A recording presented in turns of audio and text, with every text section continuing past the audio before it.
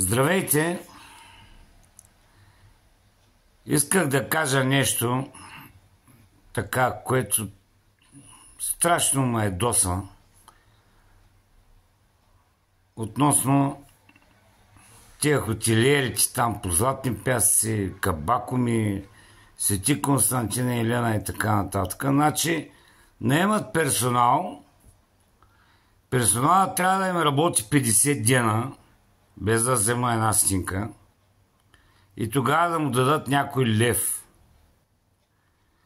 Който лудия българин, който ще да им работи, бе? Зато и хора търсят аборигени и не знам си какво там за персонал, и еди ко си, еди що си. И така. Ами то човек, като ти дойде на работа, с ко да живее, бе? Как да си плати сметките, с ко се храни 50 дена?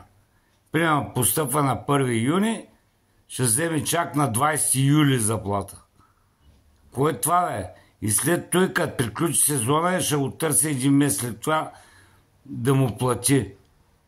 И другото, което е, осигуряват на минималната работна заплата, другите пари ти ги дават на ръка. Тоест, те крадат от държавата. Държавата не може да вземе мерки в тази насока. Значи той те осигурява на минималната работна заплата, дава ти, нали, колкото се оговорил и така нататък, примерно 1700-800 лева, обаче ги взима след 50 дена. Това са големи тарикати.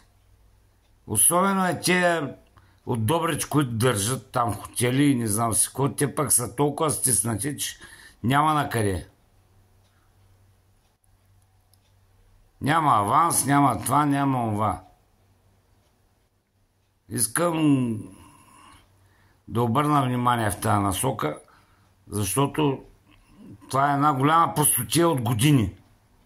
И не се взимат мерки в тази насока. От държавата. Това е, което имам да кажа, и съм бесен направо. Нямам думи. Желая ви успешен ден и усмивки.